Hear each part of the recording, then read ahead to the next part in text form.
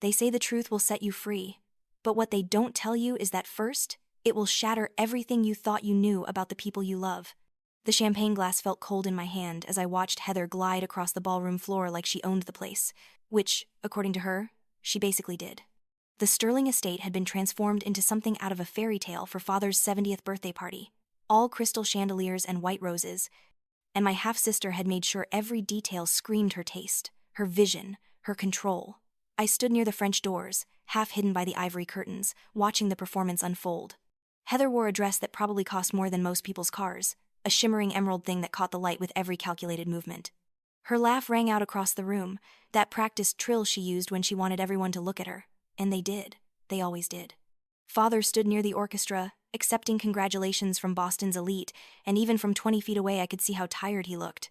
Richard Sterling, the shipping magnate who had built an empire from nothing, looked smaller somehow, frailer than I remembered. I had been standing in that same spot for almost an hour, nursing the same glass of champagne, when Heather decided it was time for her speech. Of course there would be a speech. There was always a speech. She tapped her glass with a silver fork, and the tinkling sound cut through the conversations like a knife. The orchestra faded to silence. Every head turned toward her. "Thank you all so much for coming tonight," Heather began, her voice warm and gracious. "The perfect, dutiful daughter. It means the world to our family to have you here celebrating this milestone with Father." She paused, letting her gaze sweep across the room, landing on Father with a look of such practiced adoration that I felt my stomach turn. You know, growing up in this family, I learned so much about what it means to be a Sterling, about legacy, about responsibility, about the bonds that tie us together through good times and bad. I wanted to leave. Every instinct told me to slip out through the French doors behind me, to escape before whatever was coming next. But something kept my feet planted to that spot, some sixth sense that if I moved now, I would miss something important. Family is everything. Heather continued, her voice taking on that syrupy quality she used when she was about to stick the knife in. The love between a parent and child is sacred, irreplaceable. And tonight, as we celebrate Father's incredible life and achievements, I want to raise a toast to that special bond. She lifted her glass, and like puppets on strings, everyone in the room did the same. To family, to legacy, and especially... She paused, her eyes finding mine across the crowded room, her smile sharpening into something that looked almost feral, to being an only child. Because there's nothing quite as precious as being one of a kind, is there, Father? The emphasis she put on those words, only child, landed like a slap across my face. The room seemed to tilt slightly, and I gripped my glass harder to keep my hand from shaking. A few people glanced my way, confusion flickering across their faces. Everyone in Boston society knew Richard Sterling had 2 daughters. Everyone knew about me, about the scandal of Father's affair with my mother 28 years ago, about how Eleanor Sterling had magnanimously allowed me into the family after my mother's death when I was 12. Everyone knew. And yet here was Heather, standing in front of 200 guests, erasing me as casually as one might cross out a line in a ledger. Father's face had gone pale. He opened his mouth as if to speak, but no words came out. Eleanor, Heather's mother and Father's wife, touched his arm and whispered something I couldn't hear. The moment stretched out, elastic and painful, and I felt every eye in that room on me, watching to see how the bastard daughter would react to being publicly disowned. Something inside me snapped. Not broke, because broken things shatter into pieces that can't be put back together. This was different. This was a clean cut, surgical and precise, severing the last thread of obligation that had kept me silent for so many years. I had spent 16 years in this family, being the grateful orphan, the charity case, the reminder of Father's one great mistake. I had swallowed every slight, every cutting remark from Eleanor, every dismissive gesture from Heather. I had made myself small, invisible, undemanding. And for what? So that Heather could stand in front of Boston's elite and erase me from existence? I set my glass down on a nearby table, the soft clink somehow audible in the thick silence that had fallen over the room. Then I stepped forward, out of the shadows of the curtains, into the golden light of the chandeliers. Every face turned toward me. Heather's smile froze, becoming a rictus of surprise and something that might have been fear. "What a beautiful toast, Heather," I said, my voice carrying across the ballroom with a clarity that surprised even me. I had always been quiet, always careful not to make waves, but tonight, something had shifted. Tonight, I was done being invisible. So heartfelt, so genuine, but I think you might have made a tiny mistake in your lovely speech. I walked toward the center of the room, my heels clicking against the marble floor. The crowd parted like the Red Sea, and I could feel their curiosity, their hunger for drama. Boston society loved nothing more than a good scandal, and I was about to give them one they would talk about for years. You see, I continued, stopping just a few feet from where Heather stood, close enough to see the pulse hammering in her throat. You're not an only child, and neither am I. Because the thing is, Heather, the thing that I don't think any of us have been quite honest about, is that there's someone missing from this family portrait. Someone Father has tried very hard to forget about, someone who was erased even more thoroughly than I ever was. Father's face had gone from pale to gray. He gripped the back of a nearby chair, and I saw Eleanor move closer to him, her expression a mask of concern that didn't quite reach her eyes. But I couldn't stop now. The words were coming up from somewhere deep inside me, from that place where I had buried every hurt, every humiliation, every moment of being treated like I didn't quite belong. I want to announce tonight, in front of all of you, that I have found him. I have found our brother, Adam Sterling, Father's firstborn son. The child he had before he married Eleanor, before Heather was born, before he ever met my mother. The son who was sent away when Eleanor demanded it, who was paid off and told never to come back, who has been living under a different name in New York for the past 35 years. That brother. The ballroom erupted. Voices rose in a cacophony of shock and disbelief and excited speculation. Heather's champagne glass slipped from her fingers and shattered on the marble floor, the sound lost in the chaos. Father swayed on his feet, and two men rushed forward to steady him. Eleanor's face had gone rigid, her carefully applied makeup suddenly looking like a mask over something ugly and frightened underneath. But I wasn't done. I pulled my phone from the small clutch purse I carried and held it up. On the screen was a photograph, one I had found 3 months ago when I had finally worked up the courage to hire a private investigator. It showed a young Richard Sterling, barely 20, standing with his arm around a dark-haired woman, both of them smiling at a baby in her arms. On the back of the original photo, which was currently locked in a safety deposit box at my bank, was written in Father's handwriting, Richard Jr., age 6 months, 1,990.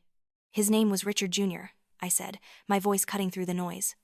Before Eleanor made Father change it, before she made him disappear. And now he goes by Adam Thorne, and he's an artist living in Brooklyn, and he has no idea that his father has been living 3 hours away for his entire life, too much of a coward to ever reach out. Father made a sound then, something between a gasp and a sob. He pushed away from the men supporting him and stumbled toward me, his hand outstretched as if he could somehow take back the words I had just spoken. But Eleanor grabbed his arm, her fingers digging into his expensive suit jacket, holding him back. "Richard, don't," she hissed, her voice low but audible in the stunned silence that had fallen again.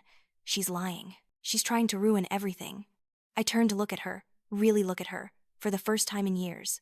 Eleanor Sterling, the woman who had grudgingly allowed me into her home after my mother's death, who had made it clear every single day that I was here on sufferance, that I should be grateful for every scrap of acknowledgement she threw my way. She looked older than her 60 years in that moment, her face tight with rage and fear. "I'm not lying," I said quietly, "and you know I'm not. You're the one who made Father send him away. You're the one who couldn't stand the thought of his bastard son being part of the family you were building. At least you kept me, right? At least when my mother died, you were gracious enough to take in the 12-year-old reminder of Father's infidelity. But Adam you couldn't tolerate, because he came first. Because he was the real threat to Heather's inheritance." The party dissolved after that. Guests made their excuses and fled, eager to get home and start spreading the gossip. The orchestra packed up their instruments in record time.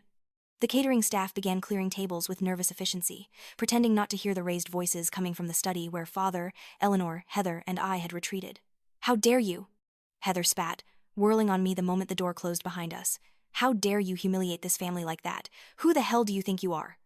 "I'm your sister," I said simply. "The one you just tried to erase in front of 200 people. The one you've been trying to erase for 16 years. Heather lunged at me, and for a moment I thought she was actually going to hit me. But Eleanor caught her arm, pulling her back with surprising strength for a woman her age. "Stop it," Father said, his voice hoarse. He had collapsed into his leather desk chair, and in the dim light of the study, he looked every one of his 70 years. "Both of you, just stop." He looked up at me, and I saw something in his eyes I had never seen before. Not anger, not disappointment, but something closer to resignation. "Is it true?" he asked. "Did you really find him?" "Yes," I said. "I hired a private investigator 3 months ago. It wasn't even that hard, Father. He's been in New York the whole time. He knows who you are. He knows he has a sister named Heather. He just doesn't know about me yet." "Why?" Father's voice cracked. "Why would you do this?" I laughed, and it came out bitter and harsh. "Why? Are you seriously asking me why? Father, you have 2 daughters standing in this room, and you have consistently chosen one over the other for my entire life. Heather gets the trust fund, the position in the company, the respect. I get the spare bedroom in the West Wing, and an allowance that barely covers my expenses. And tonight, She stood in front of everyone we know and declared herself an only child, and you said nothing. So I decided it was time for some honesty. I decided it was time for all of us to face the truth about this family. The truth, Eleanor said, her voice dripping with venom, is that you are an ungrateful, vindictive little girl who has been given far more than she deserves. Your mother was a secretary who trapped my husband, and you have no right to any of this. Something cold settled in my chest. Maybe you're right, I said softly. Maybe I don't have a right to any of this. But neither does Heather, if we're being honest. Because the legitimate heir, the actual firstborn son, is living in Brooklyn, and he has just as much claim to the sterling fortune as anyone in this room. More, actually, since he came first. Father made a sound like all the air had been punched out of his lungs. Eleanor went very still, and I could see her mind working, calculating the implications. But it was Heather who surprised me. She started laughing, high and wild, and when she finally stopped, her eyes were blazing with something that looked almost like admiration. "You absolute bitch," she said, and it almost sounded like a compliment. "You're actually trying to use this phantom brother to cut into my inheritance. That's what this is about, isn't it? You're tired of being the poor relation, so you're inventing a convenient sibling to force Father to rewrite his will." "I'm not inventing anything," I said. "Adam is real, and I have proof. DNA evidence, birth certificates, photographs, letters Father wrote to his mother. All of it locked away somewhere safe, somewhere you can't destroy it." The room went very quiet. Father was staring at me like he had never seen me before. Eleanor had gone pale, one hand pressed to her chest. And Heather was looking at me with an expression I couldn't quite read, something between fury and grudging respect. "I want to meet him," Father said suddenly. "I want to meet my son." "Richard, no," Eleanor started, but he held up a hand, silencing her. "I've made a lot of mistakes in my life," he said, his voice heavy with exhaustion. "God knows I've made mistakes, but sending Adam away, that might have been the worst of them. If what Daisy says is true, if he's really alive and in New York, then I want to meet him. I want to, I don't know, try to explain, try to apologize." "It's too late for apologies," Heather snapped. "Jesus, Father, can't you see what she's doing? She's manipulating you. She probably hired some actor to play this long-lost brother. She's going to bleed us dry." But I could see that Father wasn't listening to her anymore. He was looking at me, really looking at me, and I saw something shift in his expression. Maybe it was guilt, maybe it was just weariness. But whatever it was, I knew I had cracked something open tonight, something that couldn't be easily closed again. The next few weeks were a blur of lawyers and phone calls and tense family meetings. Father had a minor heart attack 2 days after the birthday party. Nothing serious enough to hospitalize him, but enough to scare everyone. His doctor said it was stress, ordered him to rest, and suddenly the question of the will and the inheritance became urgent in a way it hadn't been before. I had expected Father to fight me, to dismiss Adam's existence and continue on as if nothing had changed, but he surprised me. He brought in his lawyers and instructed them to find Adam, to verify his identity, and to begin the process of including him in the family trust.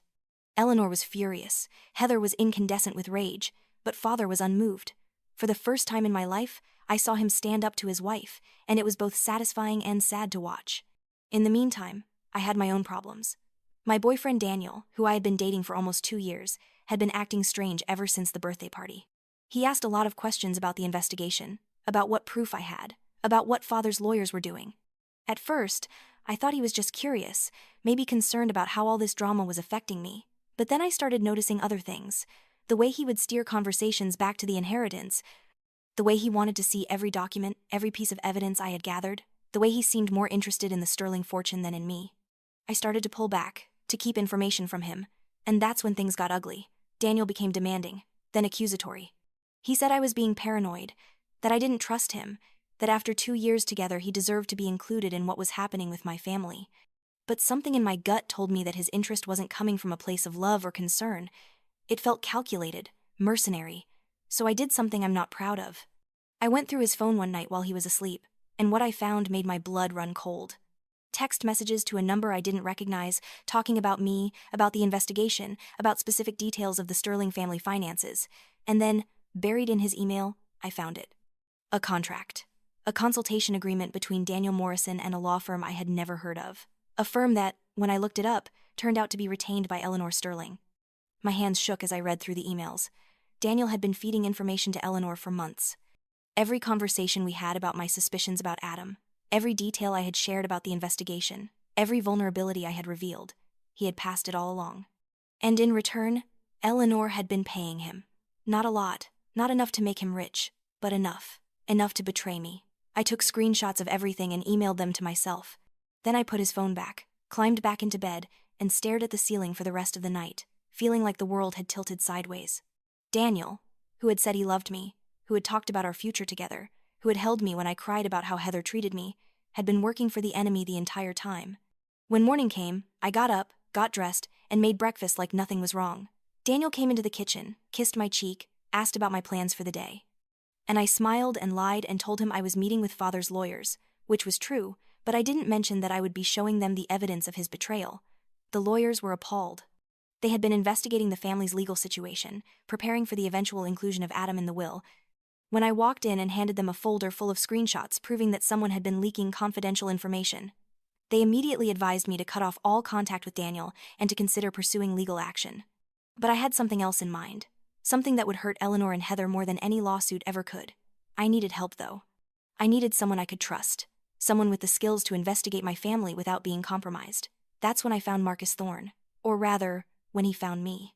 Marcus walked into the coffee shop where I had been sitting for the past hour, a tall man in his 50s with gray at his temples and the kind of face that had seen too much of the world's ugliness. He sat down across from me without asking permission, ordered a black coffee from the passing waitress, and then looked at me with eyes that seemed to see right through every lie I had ever told myself. "Daisy Sterling," he said. It wasn't a question. "I'm Marcus Thorne. I hear you're looking for a private investigator." "How did you know?" I asked, even though I had made several calls to detective agencies in the past few days. "I make it my business to know things," he said. "And right now, what I know is that you're in the middle of a family war, you just discovered your boyfriend is a spy, and you're about to make some very powerful enemies. So the question is, are you ready for this? Because once we start digging, once we really start pulling at threads, this whole thing is going to unravel fast." I thought about Heather's face at the birthday party. I thought about Eleanor's venom, about father's weakness, about Daniel's betrayal. I thought about all the years I had spent trying to be good enough, trying to earn my place in a family that would never truly accept me. And I thought about Adam, somewhere in New York, living his life with no idea that his father was dying, that he had sisters, that there was an entire inheritance being fought over. "I'm ready," I said. "Tell me what you need." Marcus smiled, and it wasn't a particularly nice smile. "Everything," he said. "I need everything you know, everything you suspect, and everything you're afraid to say out loud. And then I'm going to find out the rest." Over the next month, Marcus Thorne turned my life inside out. He investigated Daniel and discovered that Eleanor had approached him 6 months into our relationship, not long after I had mentioned to Daniel that I was starting to have questions about father's past. She had played on his ambitions, his financial struggles, his desire to be more than just a mid-level marketing executive. She had made him believe that helping her was helping me, that by keeping tabs on me he was protecting the family from some kind of gold-digging scheme I was supposedly running. Marcus also dug deeper into Adam's history. He found school records, medical records, a paper trail of a child who had been quietly erased from the Sterling family tree. He found the payments father had made to Adam's mother over the years, hush money to keep her quiet about her son's paternity. He found letters, dozens of them, that father had written but never sent, full of regret and excuses, and the kind of guilt that eats a person alive from the inside. But the most damaging thing Marcus found was evidence of what Heather and Eleanor had been doing behind the scenes. They had been systematically trying to undermine my credibility, spreading rumors in business circles that I was unstable, that I was making wild accusations, that I was trying to defraud the family. They had approached my employer, a small nonprofit where I worked as a fundraiser, and suggested that I might be embezzling funds. They had even filed a complaint with the Massachusetts Bar Association against father's lawyer, claiming he was being manipulated by me. When Marcus laid out all the evidence on his desk, I felt like I was looking at the architecture of a conspiracy. This wasn't just about money or inheritance. This was personal. This was Eleanor and Heather trying to destroy me completely, to remove me from the family not just financially, but socially, professionally, emotionally. "They're scared," Marcus said, watching my face as I processed what he had found. "People only fight this dirty when they're terrified of losing everything." "What do we do?" I asked. My voice sounded hollow in my own ears. "We burn it down," Marcus said simply. "We take everything I've found, everything you've discovered, and we make it public, not just to your father, but to the press, to the courts, to everyone who matters. We show them for exactly what they are." I thought about it for a long time. Part of me wanted revenge, wanted to watch Eleanor and Heather face the consequences of their actions. But another part of me, the part that was still that 12-year-old girl desperate for her father's love, hesitated. If I did this, there would be no going back. The family would fracture completely. Father might never forgive me. But then I thought about that moment at the birthday party. about Heather's toast, about the casual cruelty of being erased in front of everyone I knew. I thought about Daniel's betrayal, about all the ways I had been used and manipulated and dismissed. And I thought about Adam, who deserved to know the truth about where he came from, even if that truth was ugly. "Okay," I said. "Let's do it." Marcus nodded, and for the first time since I had met him, he smiled, a real smile that reached his eyes. "Good," he said, "because I already found him. I found Adam." My heart stopped. "You what?" "I found your brother," Marcus said, "and I think you should be the one to tell him who he is." Adam Thorne lived in a converted warehouse in Brooklyn, the kind of place that had probably been an eyesore 20 years ago, but was now prime real estate in the city's relentless gentrification. Marcus had given me his address but insisted on coming with me, and I was grateful for his presence as we climbed the stairs to the 3rd floor. I knocked on the door, my heart hammering so hard I was sure Marcus could hear it. For a moment, nothing happened, and I thought maybe he wasn't home. Maybe I would have to come back and do this all over again. But then the door swung open, and I found myself looking at a man who could only be my brother. Adam was tall, with dark hair and father's eyes. He wore paint-splattered jeans and a faded t-shirt, and he looked at me with polite confusion. "Can I help you?" he asked. "I'm Daisy," I said, and my voice cracked. "Daisy Sterling. I think I'm your sister." His face went through a series of expressions, confusion to disbelief to something that might have been hope. What are you talking about?" "Richard Sterling is your father," I said, "and he's my father too. And I've been looking for you. I think you have a right to know the truth about where you came from." Adam stood there for a long moment, his hand still on the door, and I watched him process what I had just said. Then he stepped back and opened the door wider. "You'd better come in," he said. We talked for hours. I told him everything. About father, about the birthday party, about Eleanor and Heather, about the inheritance and the will and all the years of deception. Marcus laid out the evidence he had gathered, the photographs and letters and DNA tests that proved beyond any doubt that Adam was Richard Sterling's son. Adam listened to all of it with an expression that was hard to read. When I finally finished, when there was nothing left to tell, he got up and walked to the window, staring out at the Brooklyn skyline. "I always knew," he said finally. "Not the details, but I always knew there was something. My mother, she told me before she died that my father was someone important, someone who couldn't acknowledge me. She made me promise never to look for him. Said it would only cause pain." He turned back to face me. I kept that promise. Even when I was curious, even when I wanted to know, I kept it. Because I thought, what kind of man abandons his child? Why would I want to meet someone like that? "I don't know," I said honestly. "I don't know if father deserves to meet you. But I think you deserve to decide that for yourself." Adam was quiet for a long time. Then he looked at Marcus. "This inheritance you mentioned, how much are we talking about?" Marcus named a figure, and Adam's eyes widened. It was a staggering amount. The kind of money that could change a person's entire life. "And they've been trying to keep this from me?" Adam asked. "This Eleanor and Heather?" "Yes," I said, "and they've been trying to get rid of me too, because as long as either of us exists, we're a threat to their control." Something hardened in Adam's expression. "Tell me what you need me to do." The final confrontation happened 3 weeks later, in Father's study at the Sterling estate. Father's lawyers had called a formal meeting to discuss the restructuring of the will, and everyone was required to attend. Father, Eleanor, Heather, me, and now, Adam.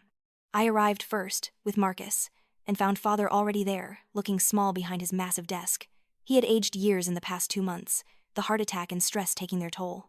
But his eyes were clear, and when he saw me, he managed a tired smile. "Daisy," he said, "I'm glad you're here." Eleanor and Heather arrived next, both dressed for battle in expensive suits, their lawyers trailing behind them. Heather's eyes narrowed when she saw me, and Eleanor's face became a mask of cold disdain. "What is he doing here?" Eleanor demanded, pointing at Marcus. "Mr. Thorne is my investigator," I said calmly, "and he's here as a witness." "A witness to what?" Heather snapped. I didn't answer. Instead, I watched the door, waiting. And then it opened, and Adam walked in. The room went absolutely silent. Father half rose from his chair, his face going pale. Eleanor grabbed the back of a chair to steady herself. But it was Heather's reaction that was most satisfying. She went rigid, her eyes darting between Adam and me, and I saw the exact moment she realized what was happening. "Hello, Father," Adam said. His voice was steady, but I could see his hands shaking slightly. "I'm Adam, your son." What happened next was chaos. Eleanor started screaming, accusing me of hiring an actor, demanding proof. Heather tried to leave, but her lawyers stopped her. Father tried to speak but couldn't seem to find words. And through it all, Adam stood there, waiting, watching the family that had abandoned him fall apart. "I have proof," I said, cutting through Eleanor's hysteria. I nodded to Marcus, who opened his briefcase and began distributing folders. DNA tests, performed by 3 independent laboratories, all confirming that Adam is father's biological son. Birth certificates, hospital records, letters father wrote to Adam's mother, photographs, all of it authenticated and verified. I watched Heather open her folder, saw her face go from red to white as she flipped through the pages. Eleanor's hands were shaking so badly, she could barely hold the documents. "This can't be real," Heather whispered. "This can't be happening." "Oh, but it is," I said. "And there's more. Marcus, if you would." Marcus pulled out another set of folders. These were thicker, more comprehensive. "This is evidence of a conspiracy to defraud and defame Daisy Sterling," he said, his voice professional and cold. "Including recorded conversations between Eleanor Sterling and Daniel Morrison, wherein Mrs. Sterling paid Mr. Morrison to spy on her stepdaughter and report confidential information about the family's financial situation. Also included are emails proving that Mrs. Sterling and Miss Heather Sterling attempted to damage Daisy's professional reputation by making false accusations to her employer and to various business associates." He laid out more documents. "Additionally, we have evidence that Mrs. Sterling attempted to bribe a judge to delay probate proceedings, that she hired someone to destroy certain documents from the family archives, and that she made threats against Daisy's safety." The room was utterly silent now. Even Eleanor had stopped protesting. She stood there, her face gray, looking every one of her 60 years. "Daniel," I said, speaking directly to the phone Marcus held up, which was recording everything. "I want you to know that I know exactly what you did. I know Eleanor paid you. I know you betrayed me every single day for almost a year, and I want you to know that I'm pressing charges for fraud, conspiracy, and invasion of privacy. You're going to spend the next few years in court, if not in prison." I turned to Heather. "And you stood in front of everyone we know and tried to erase me. You called yourself an only child, like I was nothing, like I had never existed." "Well, congratulations, Heather. You're not an only child. You're not even the oldest child. You're just one of 3, and from this moment on, you're going to have to share everything with me and with Adam. How does it feel to be one of many? How does it feel to be diminished?" Heather's face crumpled. For a moment, I thought she might cry, might show some genuine emotion. But instead, she straightened up, and when she spoke, her voice was hard. "You haven't won," she said. "This isn't over." "Actually," Father said, speaking for the first time since Adam had entered the room, "it is." We all turned to look at him. He had risen from his chair and moved to stand beside Adam, looking at his long-lost son with an expression of such profound sadness that it was almost painful to witness. "I have been a coward," Father said. "For 35 years I have been a coward. I let Eleanor convince me to send Adam away. I let her threaten his mother, pay her off, force her to sign papers saying she would never contact us again. And I did it because it was easier than standing up to her. Because I was more afraid of losing the life I had built than I was ashamed of abandoning my son." He looked at me then. "And I did the same thing to you, Daisy. When your mother died, when you came to live with us, I let Eleanor treat you like a servant. I let Heather mock you and diminish you. I gave you nothing while I gave her everything. And I told myself it was because of Eleanor, because she was my wife, because I had to keep the peace. But the truth is, I was just too weak to do the right thing." He turned back to Eleanor, and his voice became harder. "You are done, Eleanor. You and Heather both. I am changing my will, effective immediately. The estate will be divided equally among my 3 children. You will receive what the prenuptial agreement stipulates and nothing more. And if you attempt to contest this, if you make one more move to harm either Daisy or Adam, I will release all of this evidence to the press. I will make sure everyone in Boston knows exactly what kind of woman you are." Eleanor's face twisted into something ugly. "You can't do this," she hissed. "I gave you the best years of my life. I built this family. I made you respectable. You made me complicit in your cruelty," Father said. "And I'm done. I'm tired, Eleanor.